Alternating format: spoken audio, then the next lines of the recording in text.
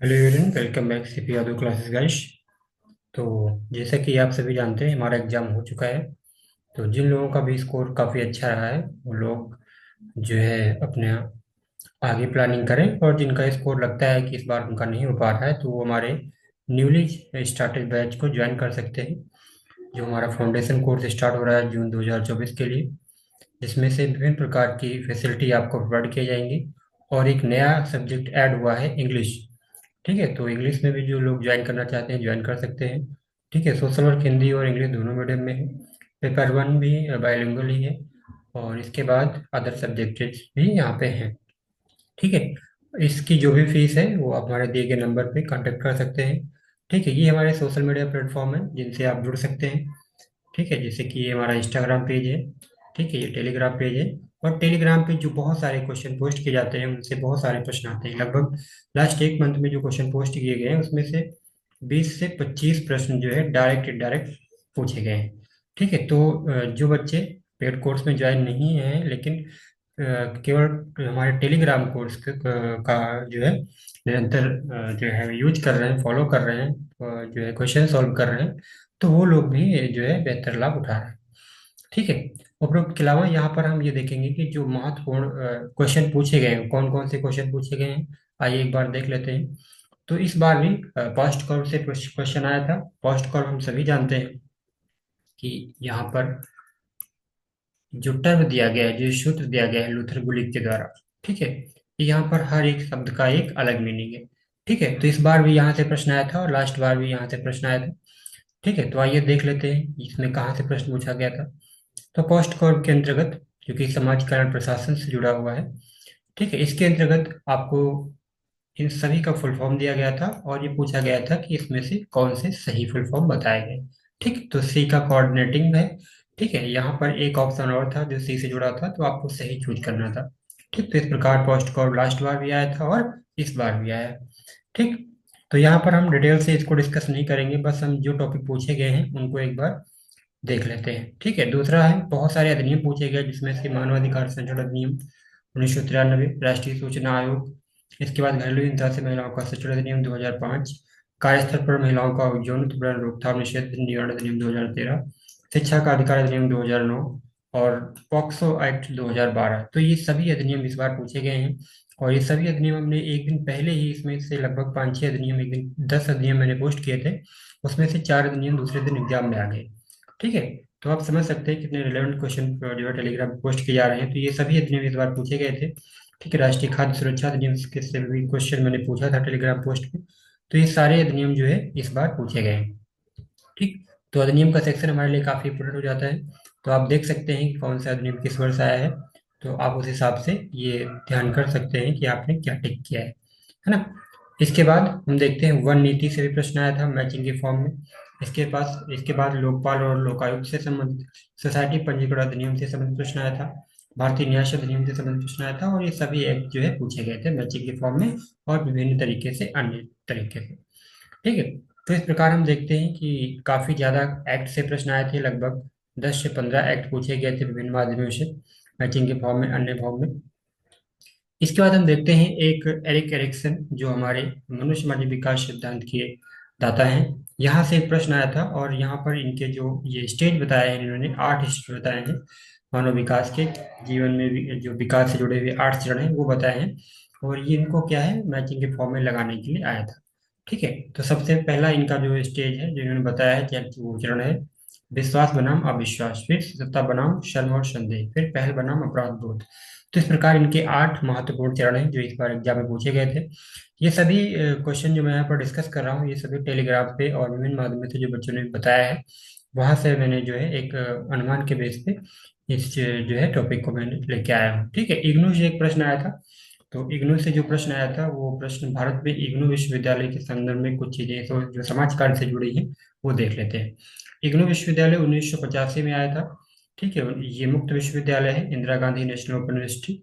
ठीक, तो भारत में इग्नू विश्वविद्यालय ने अपने समाज कार्य के स्नातक कार्यक्रम में आचार संहिता नाम से एक अध्याय 2004 में जोड़ा था, और बाद में स्कूल ऑफ सोशल वर्क के नाम से इग्नू ने 2007 में जो है स्कूल ऑफ सोशल वर्क की स्थापना की। ठीक है, तो यहाँ से प्रश्न आया था। तो इस प्रकार हम इस चीज को समझ सकते हैं। और यहाँ से जो इग्नू से प्रश्न आया था उसमें जो है इस यहाँ से क्वेश्चन सॉल्व हो जाता है।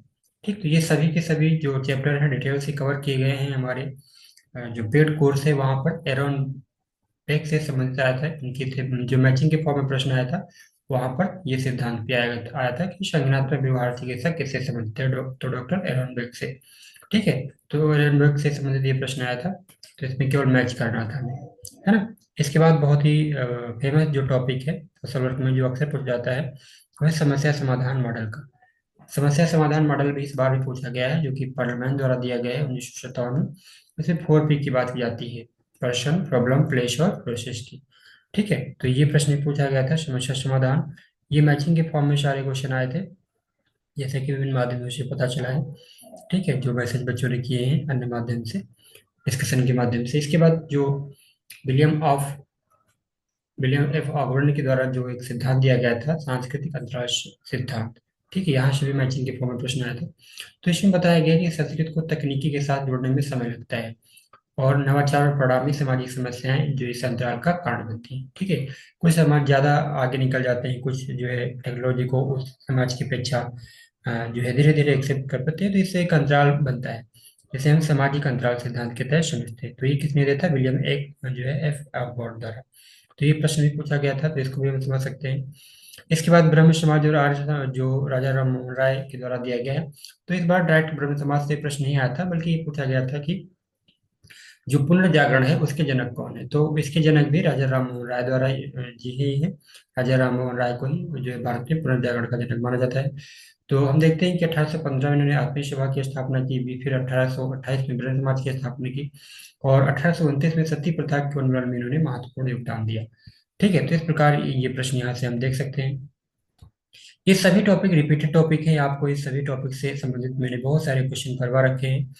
ठीक है, इसके बाद एक पारिस्थितिकी तंत्र प्रवेश, ये भी इस मैचिंग के फॉर्म में पूछा गया था। तो यहाँ पर व्यक्ति और उसके पर्यावरण के बीच परस्पर क्रिया पर केंद्रित है सिद्धांत, और व्यक्ति की कार्यप्रणाली को समझने के लिए उसके पर्यावरणीय संदर्भ को समझने की बात यहाँ पर की जाती है। ठीक है, तो ये क्वेश्चन भी आया था, तो ऐसे भी हम बहुत ही महत्वपूर्ण कॉन्सेप्ट है, कई बार एग्जाम पूछा जा चुका है। ठीक है, तो जो लोग प्रीवियस ईयर क्वेश्चन सॉल्व कर रहे थे उनको ये पेपर सॉल्व करने में बहुत ज़्यादा कठिनाई नहीं होगी। इसके बाद कूले का इस बार लुकिंग ग्लास सेल्फ कॉन्सेप्ट पूछा गया था। ठीक है, तो लुकिंग ग्लास सेल्फ कॉन्सेप्ट किसके द्वारा दिया गया है? चार्ल्स कूले के द्वारा। चार्ल्स कूले ने बताया कि किसी व्यक्ति का आत्म कैसे विकसित होता है और समाजीकरण कैसे होता है। तो इस सिद्धांत, ये जो है इस संदर्भ में ये सिद्धांत दिया गया था। ठीक, तो यहाँ पर सिंपली हम ये समझ लेते हैं कि ये सिद्धांत चार्ल्स कूले के द्वारा दिया गया है, और लुकिंग ग्लास सेल्फ यानी कि समाजीकरण का उदाहरण से जुड़ा हुआ है। ठीक, इसके बाद अब्राहम मैस्लो का पिछली बार भी आया था, तो इस बार भी आया है। 5 स्टेज जो इन्होंने बताए हैं आवश्यकता के। ठीक है, उन 5 स्टेज को क्रम से लगाना था। ठीक है, तो ये 5 स्टेज कौन कौन से हैं आइए देख लेते हैं इन 5 स्टेज को। इन 5 स्टेज में हम देखते हैं जो सबसे पहले स्टेज है उसमें शारीरिक मतलब सुरक्षा की बात की गई है, शारीरिक सुरक्षा की, शारीरिक आवश्यकताओं की बात की गई है। फिर सुरक्षा की बात की गई है, अपनेपन की जरूरतें और सम्मान की जरूरतें। इसके बाद उच्चतम स्तर जो है आत्मबोध का है। ठीक, तो टोटल सबसे पहले फिजिकल नीड्स की बात की गई है, फिर सिक्योरिटी नीड्स की बात की गई है, फिर लव एंड बिलोंगिंग्स की बात की गई है, स्टीम की बात की गई है, और इसके बाद सेल्फ एक्चुअलाइजेशन की बात की गई है। ठीक है, तो ये 5 जो है ये पिछली बार पूछा गया था, इस बार पूछा गया था, तो इनको क्रम से लगाने के लिए आया था। आई होप ये वाला क्वेश्चन आप सभी ने सही किया होगा। ठीक है, तो बहुत सारे क्वेश्चन रिपीटिंग फॉर्म में थे, जो पिछली बार भी आए थे, इस बार भी आए थे। कुछ दिवस से संबंधित प्रश्न आए थे जिनको मैच करना था, जैसे कि विश्व एड्स दिवस दिसंबर में मनाया जाता है, समाज कार्य दिवस जो है मार्च के तीसरे मंगलवार को मनाया जाता है, और इस बार 2025 का जो समाज कार्य दिवस है ये 18 मार्च को मनाया जाएगा। ठीक है, तो इस प्रकार हम इसी को समझ सकते हैं। ठीक, तो ये जो है समाज कार्य दिवस से संबंधित प्रश्न मैंने कई बार करवाया है कि मार्च के महीने में मनाया जाता है। ठीक, तो इसके अलावा दिवस से संबंधित और भी एक दो क्वेश्चन जो है मैचिंग के फॉर्मेट थे। इसके बाद लिंग बजट से प्रश्न आया था, जेंडर बजट से प्रश्न आया था। तो जेंडर बजट जो है 2005 से भारत के केंद्रीय बजट का हिस्सा बना दिया गया है, और इसमें महिलाओं के लिए समर्पित योजनाओं के बारे में बात की जाती है। ठीक है, ये एक रणनीति है जो महिलाओं और पुरुषों के बीच समानता प्राप्त करने के लिए सार्वजनिक संसाधनों की संकलन और व्यय पर ध्यान केंद्रित करती है। ठीक है, तो ये भी एक महत्वपूर्ण दृष्टिकोण है, इस बार भी यहाँ से प्रश्न आया था और लास्ट बार भी यहाँ से प्रश्न आया है। तो बहुत सारे बच्चे कह रहे थे कि पेपर बहुत ही लंबी है, टफ है, तो आपको ध्यान देने की जरूरत है। कई बार पेपर जो है थोड़ा घुमा फिरा के पूछा जाता है, तो ऐसा ही कुछ इस बार था। जैसे कि हर बार इंडेक्स से प्रश्न हम देखते हैं, तो इस बार इंडेक्स जो मैचिंग के फॉर्म में आते हैं कि कौन सा इंडेक्स जो है कौन सी संस्था जारी करती है। तो वैश्विक भोग सूचकांक कंसर्न वर्ल्ड वाइड और वेल्थ थंगर हिल्फे द्वारा जारी किया जाता है। ठीक इसी प्रकार मानव विकास सूचकांक जो है संयुक्त राष्ट्र विकास कार्यक्रम के द्वारा जारी किया जाता है। ठीक, तो इस प्रकार कुछ जो है मुख्य रिपोर्टें प्रकाशित करने वाली संस्थाएं हैं, उनसे संबंधित प्रश्न आया था, इसको मैचिंग के फॉर्म में लगाना था। ठीक, तो इस प्रकार हम इसको समझ सकते हैं। पंचवर्षीय योजनाओं से इस बार प्रश्न देखे गए हैं, जैसे कि हम समझ सकते हैं प्रथम पंचवर्षीय योजना है, ये हैराल्ड डोमर मॉडल पर आधारित है। तो इस प्रकार हमें क्या करना था, हमें मैच करना था कि कौन सी योजना किस मॉडल से संबंधित है। तो पहली हैराल्ड डोमर मॉडल से संबंधित है। ठीक है, दूसरी पंचवर्षीय योजना बीसी महान लोबिस मॉडल से संबंधित है। ठीक है, तो इस प्रकार हम इसको समझ सकते हैं। पहले का टाइम पीरियड 1951 से 1956 है, दूसरे का टाइम पीरियड जो है 1956 से 1961 है। ठीक, तो ये पीसी महान लोबिस मॉडल से संबंधित है। तो अगर आप दो के भी, अगर आपको पता है कि दो जो प्रथम और द्वितीय जो पंचवर्ती योजना है ये किस मॉडल से जुड़ी हुई है, तो आप भी सवाल को सॉल्व कर सकते हैं। और इससे संबंधित मैंने एक डिटेल वीडियो बनाया था, जिसमें मैंने योजना आयोग, नीति आयोग और जो है पंचवर्ती योजना को डिटेल से कवर किया था। ठीक है, तो आप, अगर आपने वो वीडियो देखी होगी तो ये सवाल आपका सही हो जाएगा। जो तीसरी पंचवर्षीय योजना है, ये गाडगिल योजना के तहत इसको शामिल किया जाता है। ठीक है, तो इसी प्रकार ये जो योजना थी पूछ जो है मैचिंग के फॉर्म में आया था। ठीक है, पांचवी योजना को डीपीधर योजना के तहत जाना जाता है। तो इस प्रकार हम इसको समझ सकते हैं। संविधान की प्रस्तावना से प्रश्न आया था कि संविधान की जो प्रस्तावना है उसमें कुछ शब्द दिए गए थे और आपको बताना था कि कौन से शब्द का सही क्रम है।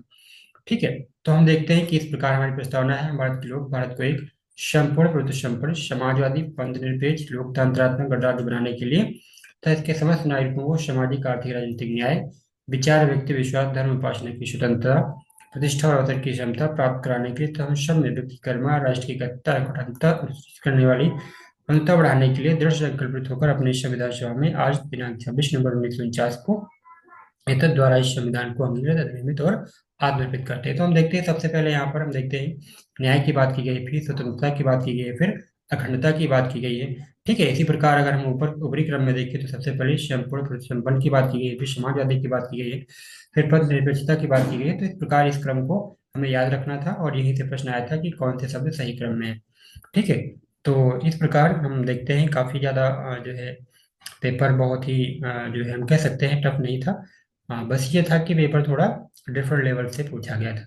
ठीक है, पिछली बार की अपेक्षा थोड़ा रिपीटेड क्वेश्चन उस तरह नहीं थे, घुमा फिरा के पूछे गए थे।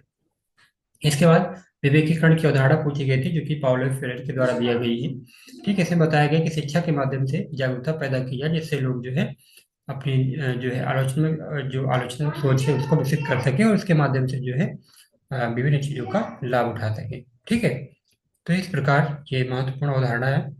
इसके बाद हम देखते हैं सामाजिक कार्यकर्ता को एनएसडब्ल्यू के जो कोर वैल्यू है पूछा गया था, ये लास्ट बार ही पूछा गया था। तो एनएसडब्ल्यू ने 6 कोर वैल्यू बताए हैं। इसमें से सेवा है, यानी सर्विस है, सोशल जस्टिस है, यानी कि सामाजिक न्याय है, प्रत्येक व्यक्ति की गरिमा और महत्व है, dignity and worth of person है। ठीक है, तो इस प्रकार ये 6 के 6 हैं, ये आपको याद होनी चाहिए। ये लास्ट बार ही पूछा गया था, इस बार पूछा गया है और मैचिंग के फॉर्म में पूछा जाता है। कभी कभी इस प्रकार पूछा जाता है कि कौन सा उसमें से नहीं है, जो 6 वैल्यू बताए गए हैं। इसके बाद जीन पियाजे का जो है महत्वपूर्ण सिद्धांत बताया गया था, इसके स्टेज पूछे गए थे। ठीक है, मैचिंग के फॉर्म में। तो ये 4 स्टेज जीन पियाजे के द्वारा दिए गए हैं, जिसमें sensory motor, pre operational, controlled operational और फॉर्मल ऑपरेशनल। ठीक है, तो इस प्रकार हम देख सकते हैं। तो अगर आपका स्कोर अच्छा है तो बहुत ही अच्छी अच्छी बात है। फिर भी अगर आपको डाउट लग रहा है तो आप हमारे फाउंडेशन कोर्स को ज्वाइन कर सकते हैं। ठीक है, बहुत ही मिनिमम फीस रखी गई ताकि आप सभी इसको ज्वाइन कर सकें। एक जो है रिफ्यूजी से संबंधित प्रश्न आया था, शरणार्थियों से संबंधित प्रश्न आया था, उसकी संस्था के बारे में पूछा गया था। तो यूएनएचसीआर जो है रिफ्यूजी से संबंधित यानी कि शरणार्थियों से संबंधित संस्था है। इसका मुख्यालय कहाँ पे है? जिनेवा, स्विट्जरलैंड में। ठीक है, 1950 में ये संस्था स्थापित की गई। ठीक है, तो इस प्रकार बहुत ही महत्वपूर्ण और इम्पोर्टेंट क्वेश्चन पूछे गए थे और ये क्वेश्चन भी रिपीटेड क्वेश्चन ही है। तो अगर आप प्रीवियस ईयर सॉल्व करते हैं तो बहुत सारे क्वेश्चन आपको मिलेंगे। तो इस प्रकार हमने एक ओवरव्यू देखा और बहुत सारे प्रश्न जो अभी नहीं आए हैं, बच्चों ने शेयर नहीं किया है, तो उसके भी हम फाइनल डिवीज जो है एक वीडियो और लेकर आएंगे। और इस तरह के जो महत्वपूर्ण क्वेश्चन आपको याद आ रहे हैं कौन कौन से पूछे गए हैं, तो आप जरूर शेयर करिए। और इन सब चीज़ों को डिटेल से पढ़ने के लिए आप हमारे पेड ग्रुप को ज्वाइन कर सकते हैं। Okay, thank you so much watching the video.